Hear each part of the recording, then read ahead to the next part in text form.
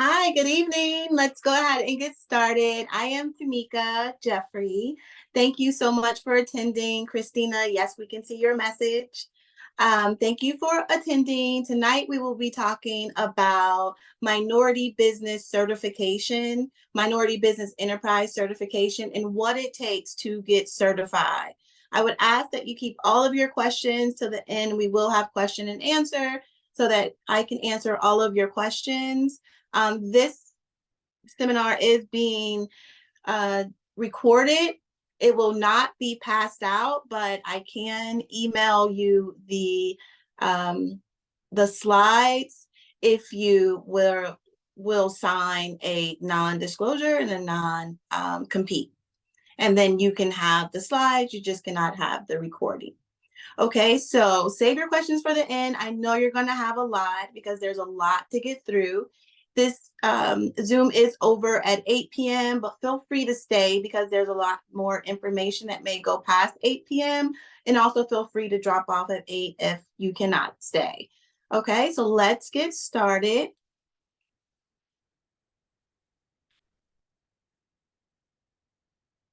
I will be sharing the screen. If you can't see it, please let me know.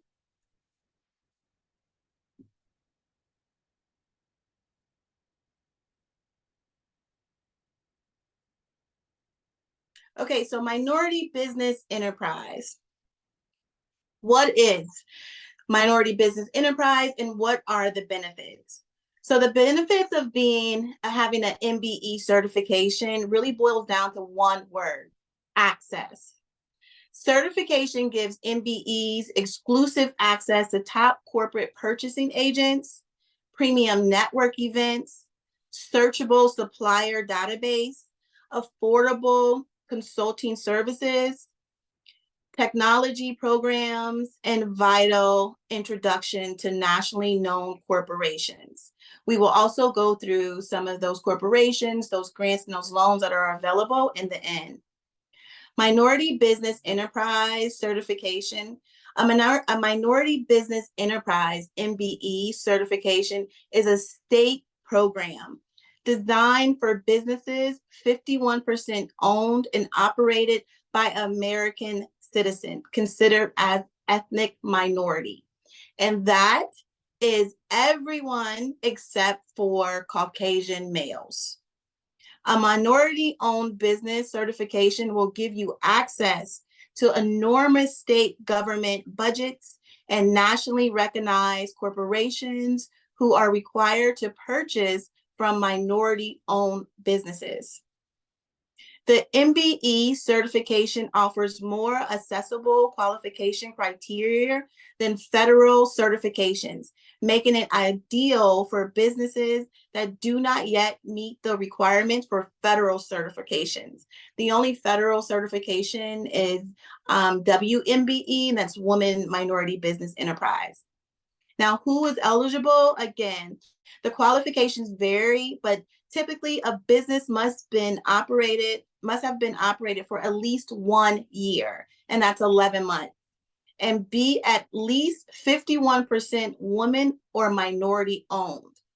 Owners must provide a variety of documents about business operation and finances, and that is what we're going to go through tonight. Now, in hopes that you receive one of these emails, and once you are certified, they will email you stating that you are approved.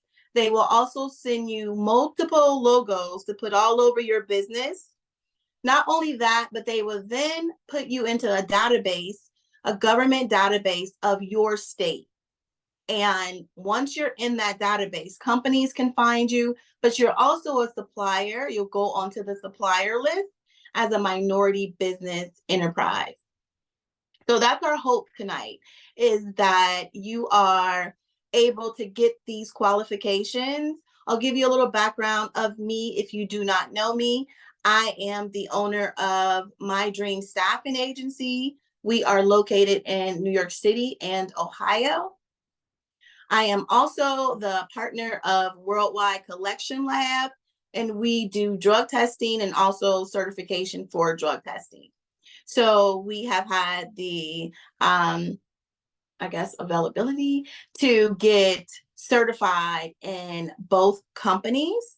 And My Dream Staffing Agency, even though I've owned it for more than 5 years, we just got certified this year, and we are receiving multiple offers for funding. And so that is why I would love to present this to everyone that under the sound of my voice, that you know about what MBE does and how it can affect your legacy. So we are going to start in the process of showing you everything that you need to submit, what it looks like, what it entails. There is a long list. It's probably 15 different things, but there are different ways that you can submit it.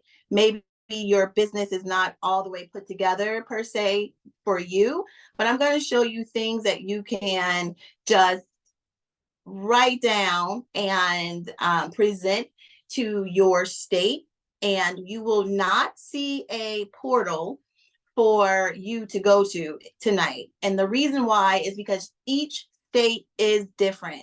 You will only need to go to the name of your state. If it's Texas, it's texas.gov. If it's Illinois, it's illinois.gov, and put in the word minority business enterprise, and then it's going to take you right to your portal. So every state is different because this is a state-based certification. So we're going to go through the MBE checklist. Again, I will give you information that is going to help you with these things that they ask for.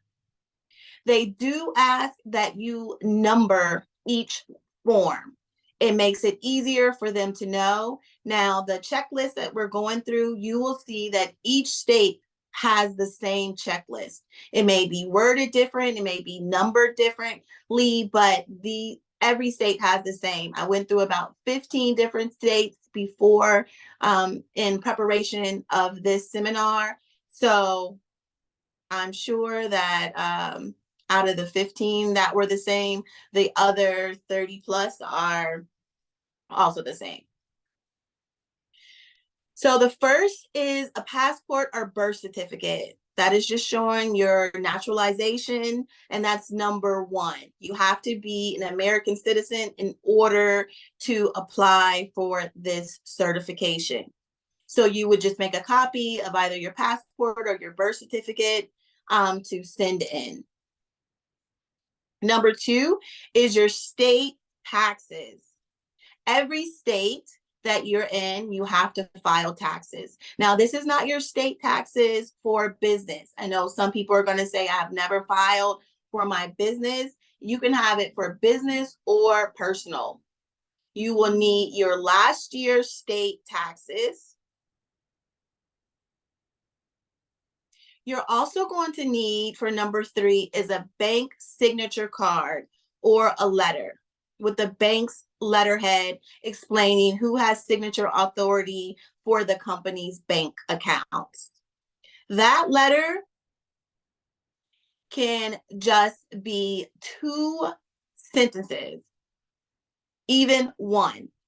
You're going to go into your bank, tell them that you need a signature or authorized signature letter stating that you are the signator on your business account. If you don't have a business account, you need a business account. Even if you go open it tomorrow, you need a business account. So you will go in there, get a letter, and it can just state Teamika J is the authorized signator of My Dream Staffing Agency account ending in whatever your account is ending in. They do not need to put the full account. They just need to see this on your bank's letterhead. Number four is your personal federal tax returns. Now, for the last 3 years, if you only had business, like you did your business, you are an S Corp and you did it separately, and you can just submit your business tax returns. If for whatever reason you've only been in business this year and you have not filed taxes, you can still submit. So you've been in business, this is our 11th month, you started in January, and you've been in business for 11 months, and you can still submit your last 3 years of personal tax returns. No matter if you've been in business 2 years, 3 years, if you have W-2s on your tax returns, you work in the morning, you operate your business at night, vice versa, but on your taxes, you do have a company on there that states you are their employee, even if you are a subcontractor. You are still going to turn in either your 1099s or your W-2s with those tax returns. One thing I do want to give you a heads up on is if you start this process, once you go to the link of your state and you start this process, you have 2 weeks to turn in all of these documents before you have to start over. So once you have 2 weeks from the day your officer picks up your account and then starts emailing you that they need different qualifications, different information, you only have 2 weeks. So you want to have all of these things up front, and the taxes is usually what delays companies. So again, let's go back to the taxes. We want to make sure that we have the W-2s and the 1099s apart with the taxes. Now, if you do not have the taxes, they are not going to tell you this up front. I am going to give you this information. If you cannot find your W-2s, you've submitted your taxes, now they come back to you and say, we're sorry, we need your W-2s as well.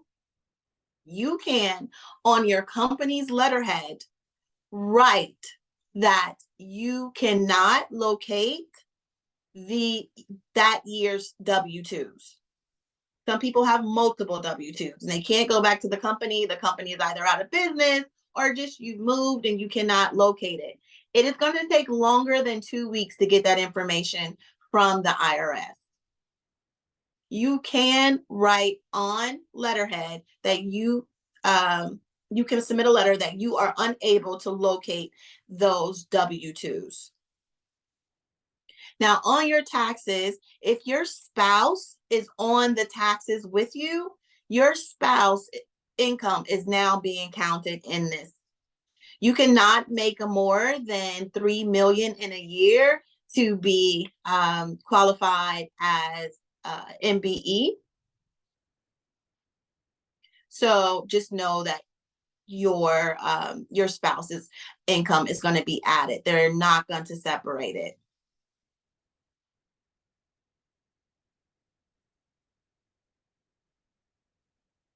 This is the same thing about the taxes. You only need 1 year of business.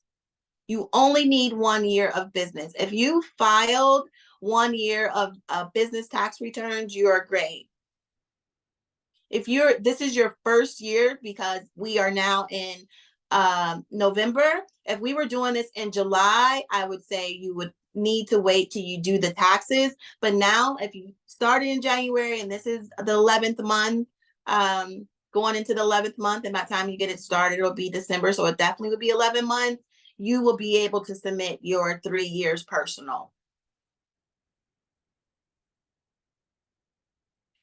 You must submit an analyzed balance sheet. So I'm going to show you.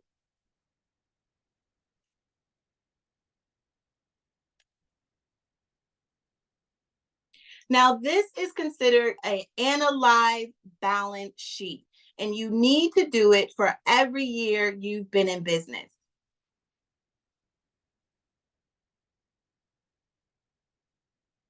If you've been in business for 3 years, you want to show 2 to 3 years on your balance sheet. Your balance sheet usually consists of your assets and your liabilities. Inside of your business plan, you have a balance sheet. All you're going to do is just extract that balance sheet from your business plan and send it right over to them. You want to show your accounts receivable, your inventory, any short-term investments you have.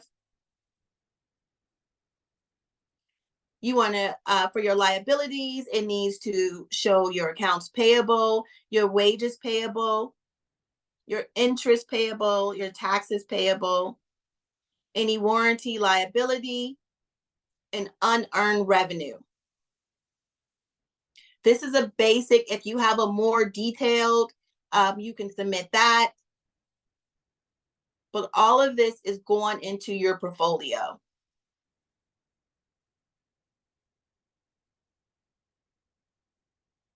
Okay, back.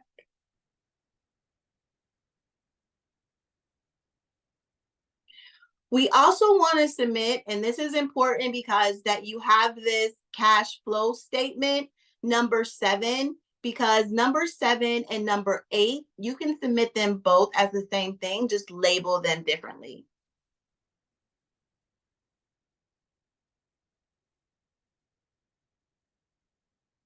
I'm now showing you a cash flow statement. If you've been in business for 3 years or 2 years or 1 year, this is an example cash flow statement. Again, this is in your business plan. It definitely should be in your business plan. If you do not have a business plan, I recommend that you have one ASAP, because it's going to make all of this more seamless for you. You can just extract all of this information from your business plan and send it right over. Your cash flow statement is just money in, money out. So money you receive compared to the money you spend. Now, the one thing I'm going to tell you about the cash flow statement, this is also your P&L statement as well. You can use them as both, but this is what they are going to refer to when it's time for your funding. Each state has a allowed amount of funding for small businesses. So when you go out for your loans and you go out for your just funding in your state, this is how they can see if your business is scalable. If it's losing money every year, which most companies lose money the first 2-3 years, if it doesn't look as if it is scalable, then it's going to be hard for them to give you funding. So we need to fudge the numbers a little. But if it doesn't look like your company is scalable, that each year it could possibly make more, they are not, I repeat, they are not using your social security number. They are not using your credit to determine if you are allowed funding. They are using this is like a proposal. They are using this proposal, this information, to determine how much your company is going to be, the word is not entitled, but entitled to, or can qualify for. So this cash flow statement is very important. It's very important in your business plan as well, because this is what banks look at when you do go in for funding. It's just that banks use your credit. Your state does not.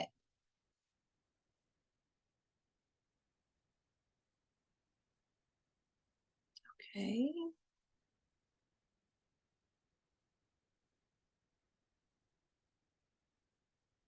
The same as the most recent analyzed profit and loss or income statement, we can use that cash flow statement. Number 9, we are going to get a facility lease or ownership documentation. That is just the lease. If you have a location, if you have a brick and mortar, you're going to go just make a copy of your lease. If you are renting from your home. You have a home-based business. This is if you are mobile. You may have a virtual address, but your home is your mailing address, which is your home-based business. You're just going to submit your lease. If you have a mortgage, you're just going to submit your mortgage statement. This is just saying that you have a location. It doesn't mean that you have to go out and rent a facility. You can just use your home because you are a home-based business. But if you are a brick and mortar, you want to use that lease. And you do want to make sure that the lease is current. You cannot give a lease that stated it ended in July, and then you say, oh, but I'm doing month to month, and they just haven't updated the lease. You're going to need to go back and get that lease updated.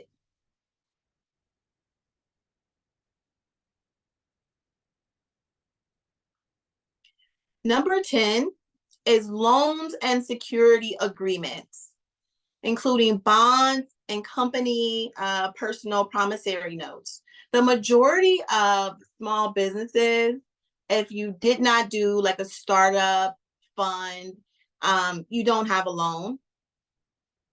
If you do not have loans or promissory notes or security agreements, you can, on your letterhead, write that. You would write attention. You'll on your letterhead under attention, we do not have loans, security agreement, bonds, or promissory notes.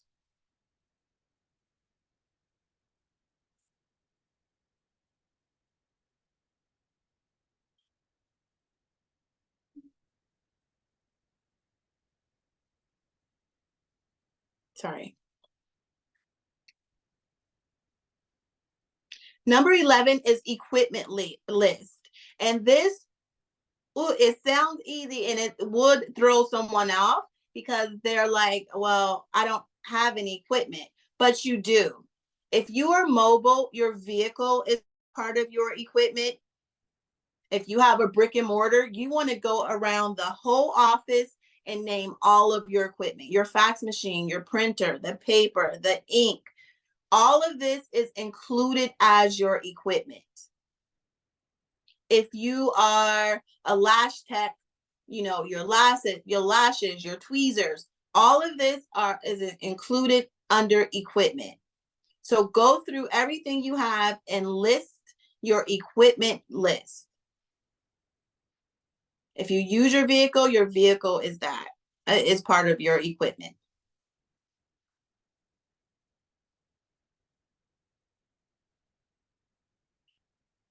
Twelve is the list of subcontractors or suppliers used.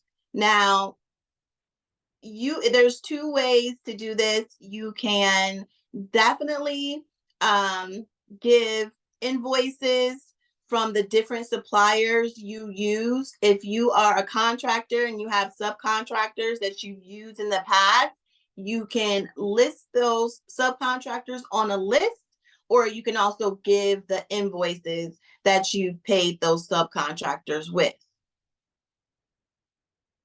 If you do not have any subcontractors or suppliers that you use, you would state that on your letterhead, stating we do not have any subcontractors or suppliers.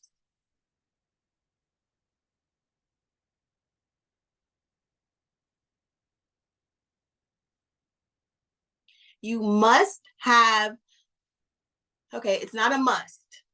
It's not a must, but it's important that you have 2 contracts or you went out for 2 loans. This is the only way that you are expedited. So you can do it and submit your information, and you're placed in the waiting list till they get to you. And it's usually about 90 days before they get to you.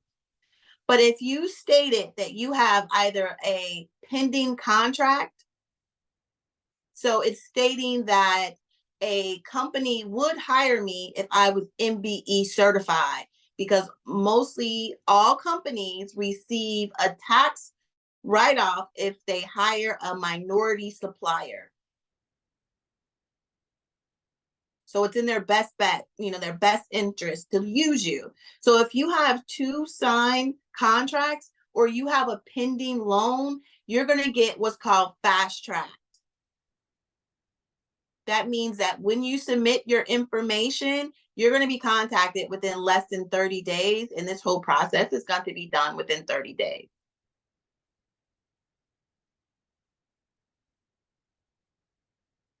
I will tell you in the most secretive way, because it is being recorded, that you can make sure that you go to a minority friendly family member, maybe, and they can say that they would work with you if you were a minority business enterprise.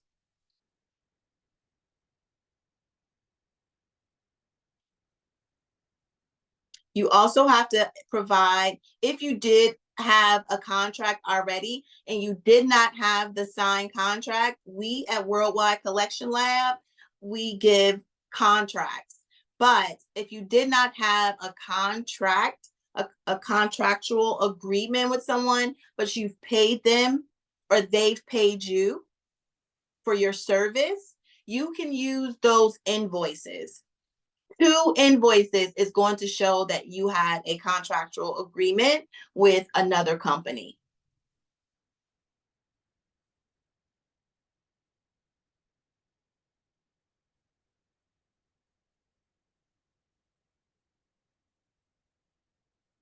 You will need a personal net worth statement. They will send you this statement. And in this statement, it's just filled out how much you currently have in the bank. You only need this if you are going out for a Edge or a HUD certification. It's not for MBE and it's not for WBE, which is Women Business Enterprise.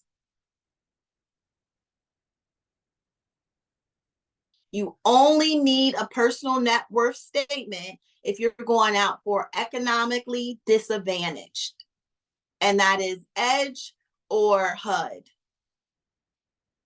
which I personally would suggest that you go out if your zip code matches. If you find out that your zip code is in an Edge or a economically disadvantaged area, you definitely want to go out. You are entitled to more funding. The way you will know is when you contact your officer in your state. They will let you know which certifications your area qualifies for. WBE and MBE is always there, but there's other ones. There's Edge, there's DBE, which is only under the Department of Transportation, but they can forward your information over.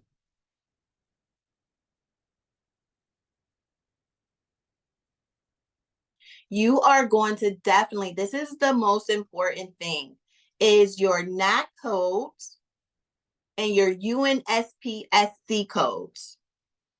You can get these from Google, but I'm going to tell you, and you can also go into the NAICS codes, and they're all labeled there for your industry.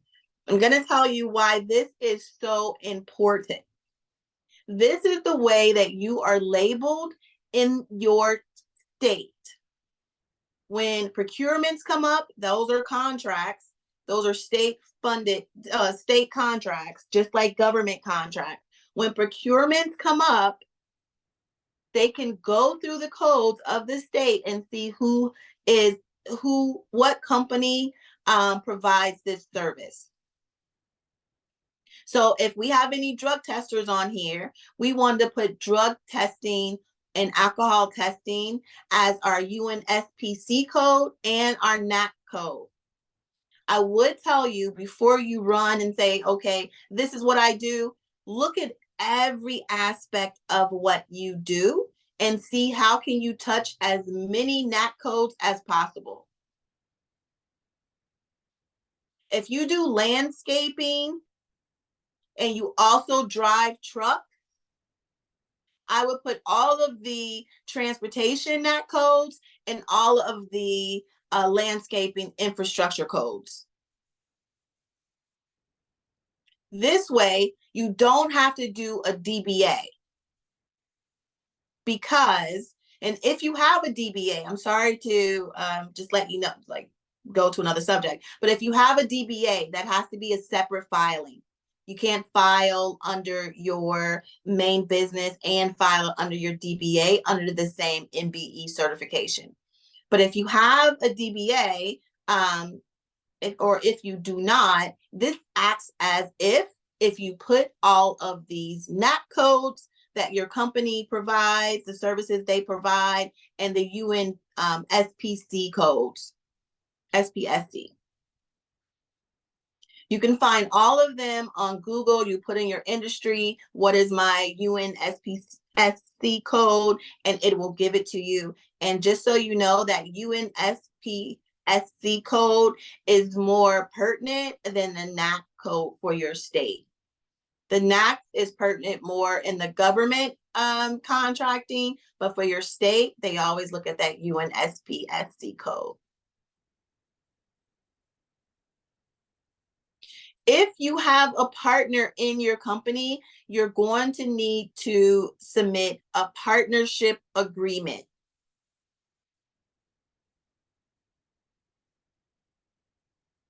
If you've changed the status of your company and you've made it a S Corp or a C Corp, you need that information. If you're just a limited liability corporation, you can just turn in your articles of incorporation.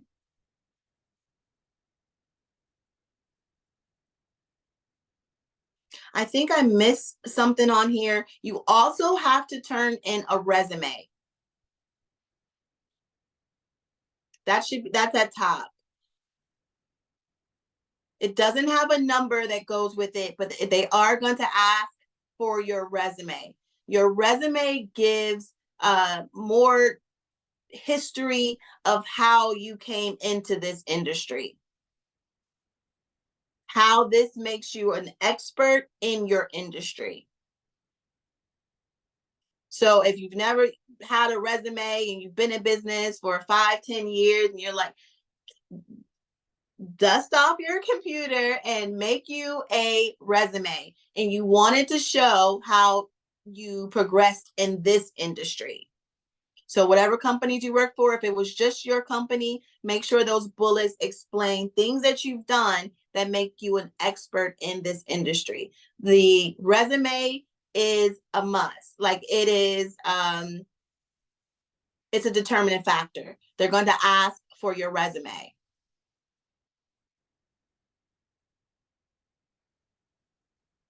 You're going to have a list, and it's the membership interest. If you are the sole member of your company, then you're just going to have on Excel, it's you only. You're going to put your name, your address, the date of issue. This is your member interest. If you have more people that have an interest more than 51% or less than 51%, maybe they have 10 or 15, each person has 10 or 15% in your company, you have to list them on here. They want to make sure that you have 51% or more.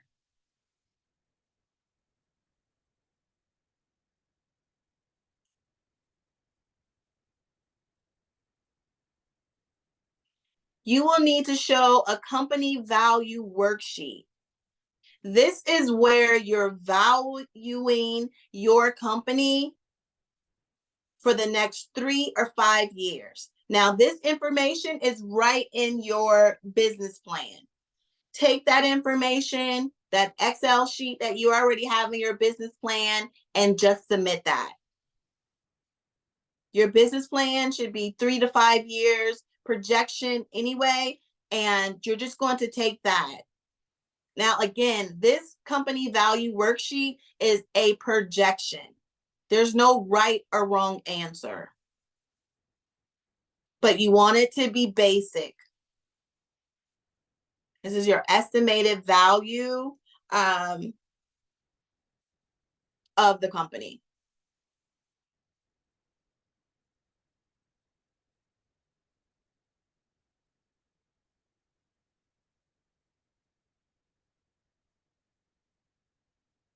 Now, those are all the things that you will need for your application.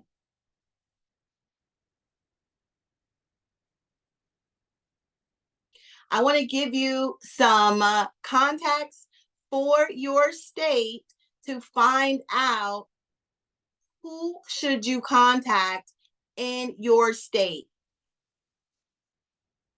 So these are different. A moment, sorry.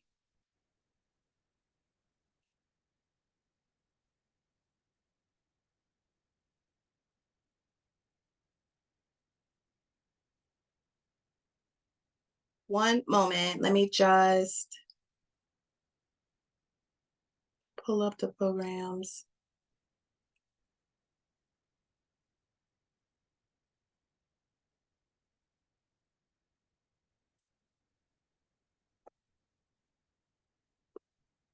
Found it.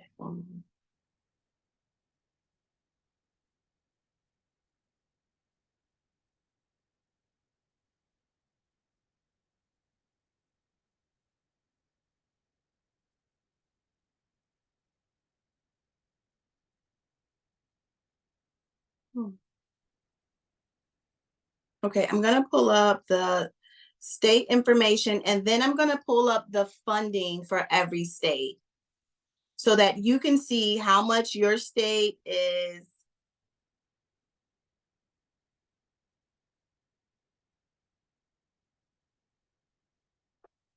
Okay, one moment.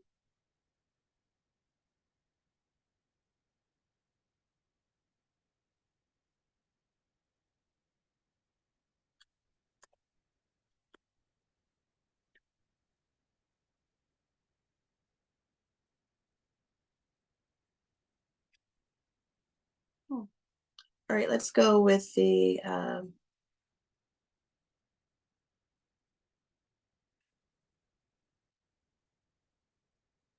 okay, let's go with the funding first. Okay.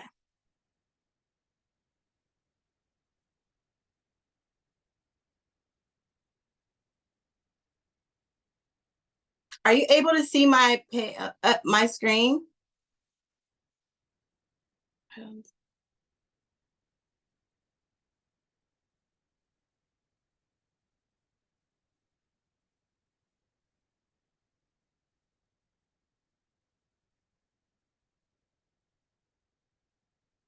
Okay.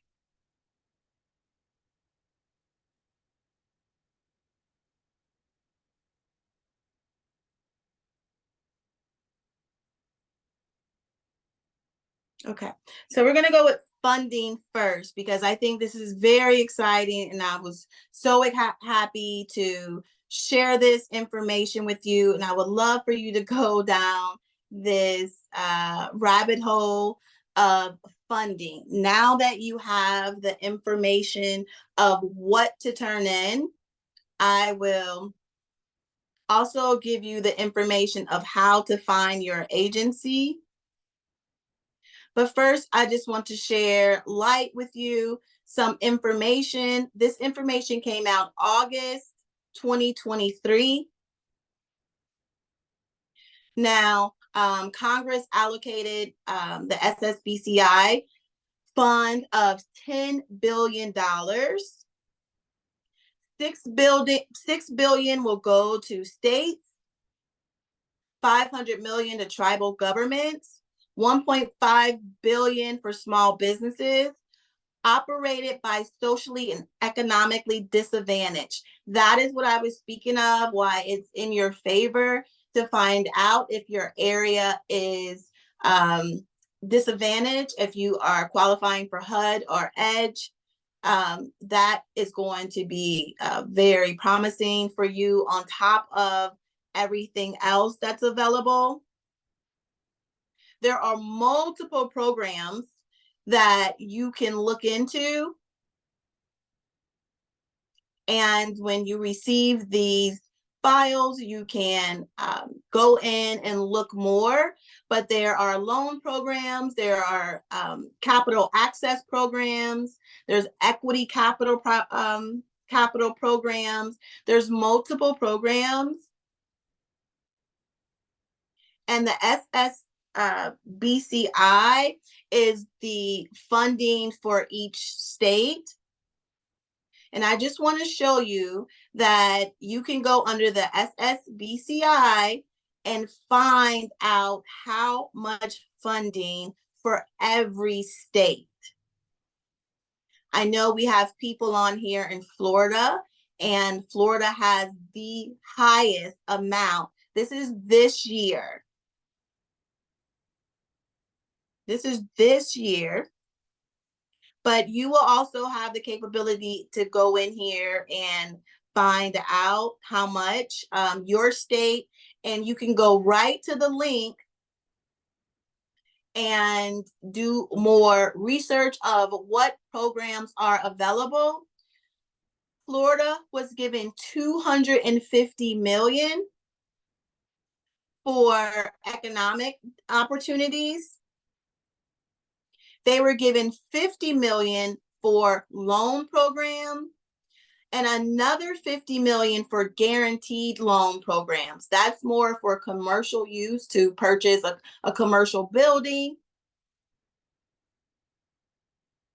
All of this funding will be guaranteed to you once you apply, once you have the certification. This is for small business only.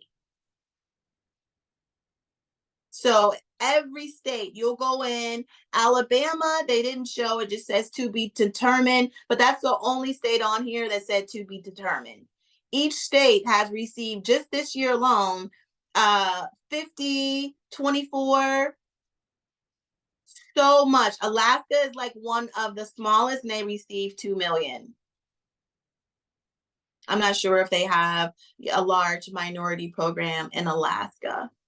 California received over $300 million for small businesses. Actually, they received, it looks like $500 million, a little more than that. So there is opportunity for you. You need to take that next step in becoming certified. I just want to show you one more site that you can go to. And this is the U.S. Chamber. If you go to the uschamber.com, this is the U.S. Chamber of Commerce. This site is going to provide grants that are available to you right now. Even if you're not certified, they are available to you right now. The only thing I would say is that you are fast-tracked once you have that certification. So they're going to look at you, but they're going to really want to invest in you if you have MBE, WBE, veteran-owned, 8A. Once you have those certification, you're considered a set-aside. It's like if we have this money, then it's more money will come to us if we invest in more minority businesses, women business. Once you go out for your MBE, you're automatically, if you are a woman, you're automatically able to apply to your WBE at the same time.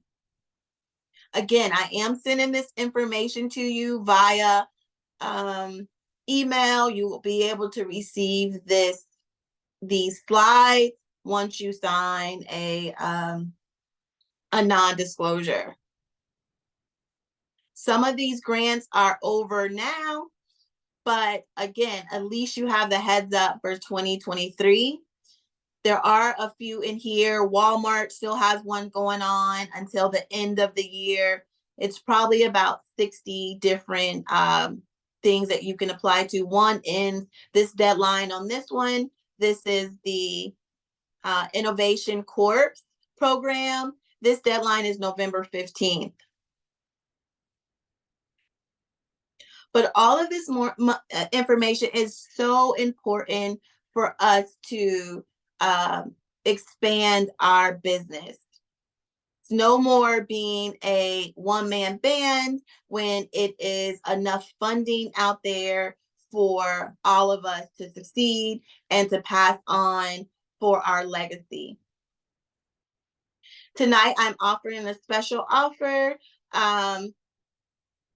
For the class, if you're in the class right now, it's $1,500, and you will receive the consultation of making sure that your business and the state, well, every state except for, I think it might be Minnesota, but every state provides this. They just have different name, I think, in Minnesota. So I will help you with that. I would do that eligibility assessment. We will prepare all of your documents for you. And we will also create that business plan for you. If you don't have a business plan, I'm also offering a business plan, a 3-year projection for $500. All of these offers are good until December 8th. After, it would be $19.95 for anyone.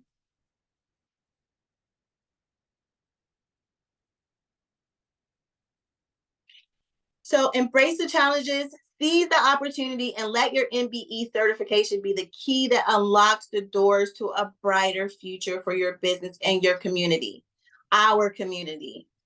I would definitely ask that you share this information, whatever you learned tonight, like share it to someone so that they go and get their certification too.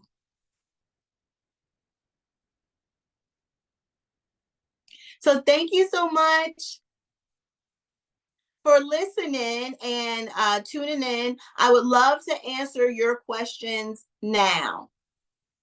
If you have a question, just type it in the chat, and I'm going to answer it out loud.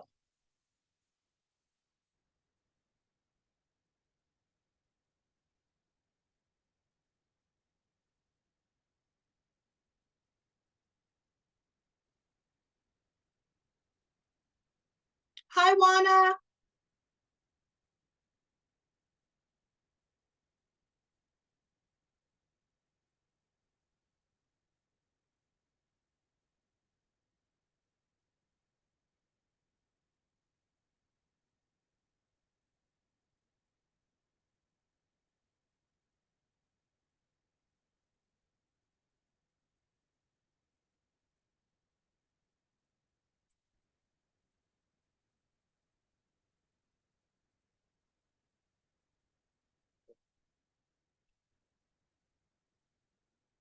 I'm just waiting for the questions.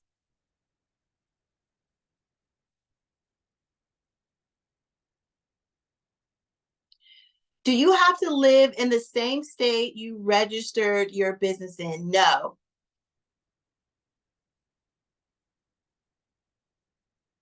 You can live.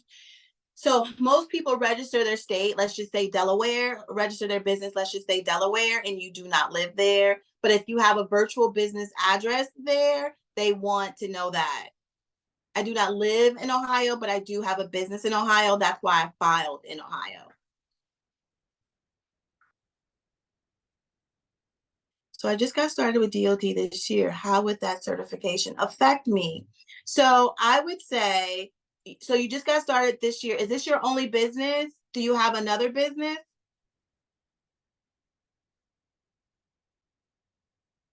Yes. Where do you do your taxes at?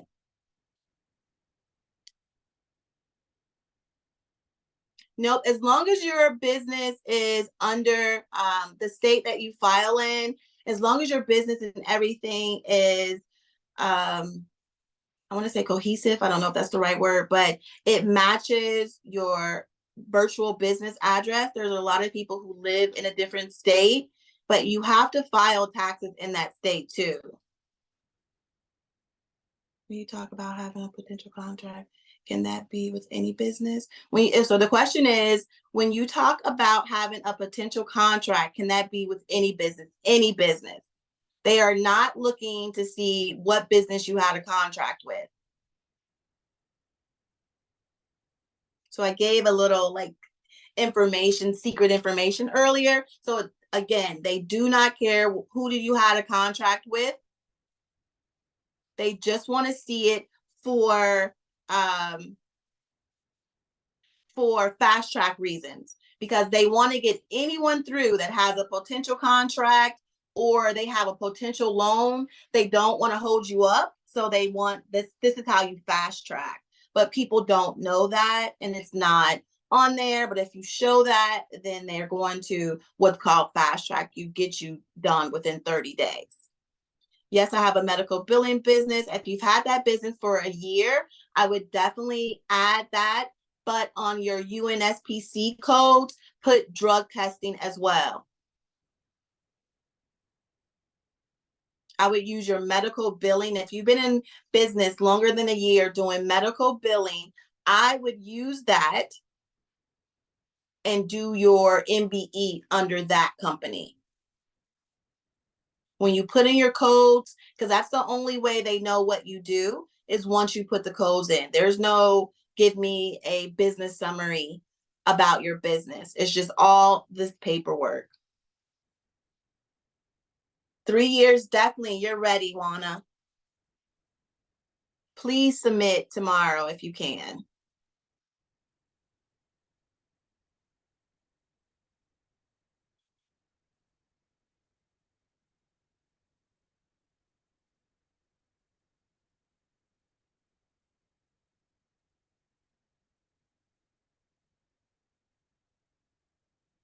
Are there any more questions?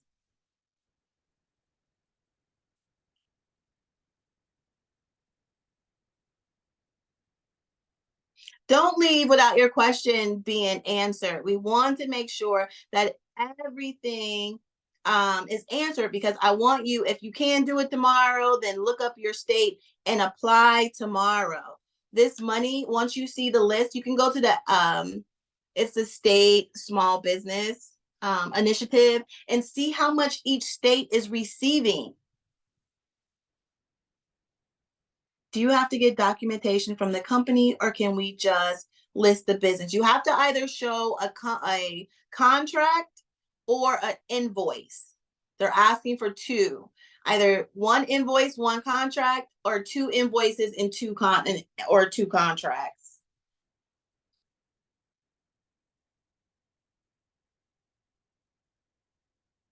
Okay, Juana, I'm here. Can I use the agreement that I signed with Worldwide Collection for this purpose? No, that's not a contract. The contract would be if we, but we do that, but that's not what it looks like. A contract would be if we said we were going to solicit your service for this amount starting on this date.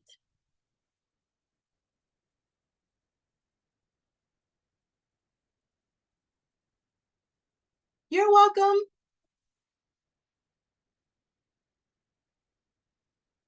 Oh, I'm sorry if that was not clear. I want to make this clear, very clear. If you never made a dime in your business, it does not matter. Number one, your agent is probably going to tell you that. If you've never made a dime in this business, it does not matter. The reason you didn't make a dime in your business is because of capital. You were unable to secure capital. I'm telling you the reason. You were unable to secure capital, so you were unable to make money. They do not care. You're just going to submit the paperwork. They are not looking at your company and analyzing it, but they are making sure that you have all of the necessary documents in. Once those documents are in, then they can, and you are certified, they're only going to analyze it when you go after the loans, not the grant money, but the loan money, because they want to make sure that your business is scalable. But if you show them your projections of what you're projecting compared to the inventory and compared to the industry, then that's all you need. Do not let that hold you up. Submit your documents. If they do not utilize that money, they don't continue to get more. So what I'm about to say is not against anyone here, but I just want to tell you that the people that receive the most money in minority business enterprise is Caucasian women. African American and Hispanic women make up only 1% of MBE certified. MBE certified funding is only going to 1%. And it's reasons what we just said, maybe they think they haven't made any money, and if they submit, they're going to be turned down. The only reason you're turned down is because you did not submit your paperwork in a timely fashion. You're not turned down because your paperwork, because your company, they looked at your company and said, no, he doesn't deserve to have an MBE. So please don't let anything deter you.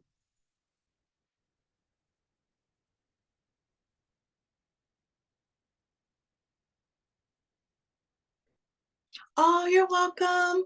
It's my purpose. Whatever I know, I want to make sure that whoever can hear my voice knows it as well. Especially when you look at the state small business initiative. That funding is, once you see that list, I mean, it's $10 billion that they have put into us. That you've seen that sheet. That is as of August 2023.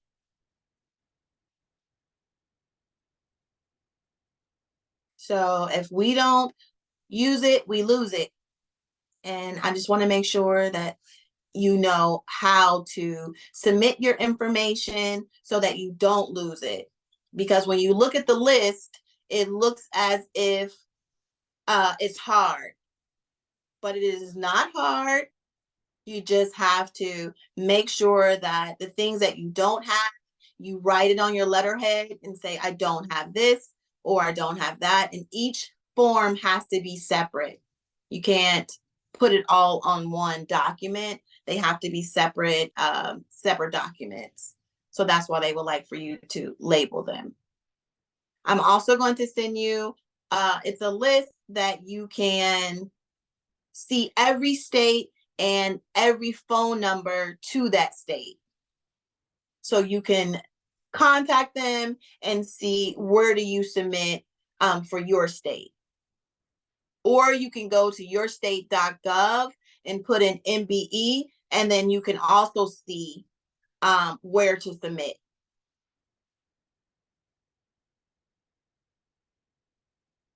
Are there any questions?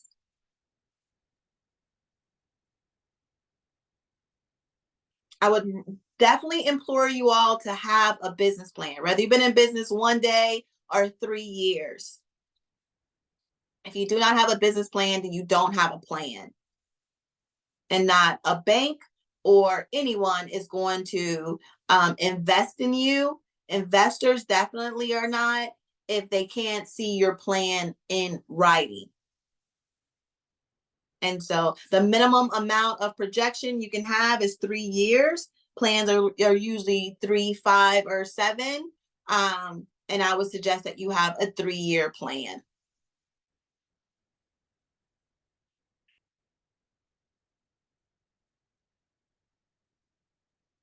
If you have any questions, you can contact me at worldwidecollectionlab@mail.com.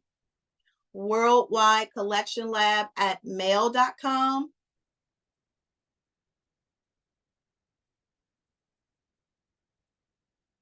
But you will receive an email with the file.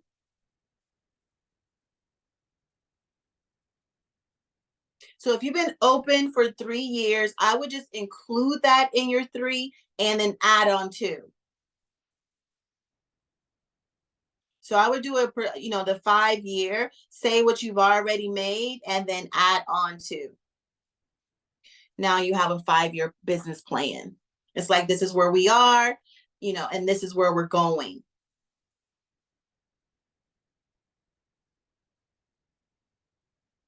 Are there any questions before we close this Zoom tonight?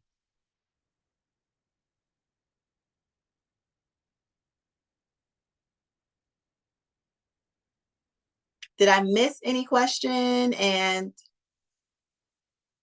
well, that's good. I feel like I gave you good information then if you're not confused. So again, I will email this information to each person that attended the Zoom, but you can always reach out at Worldwide Collection Lab at mail.com. Worldwide Collection Lab at mail.com.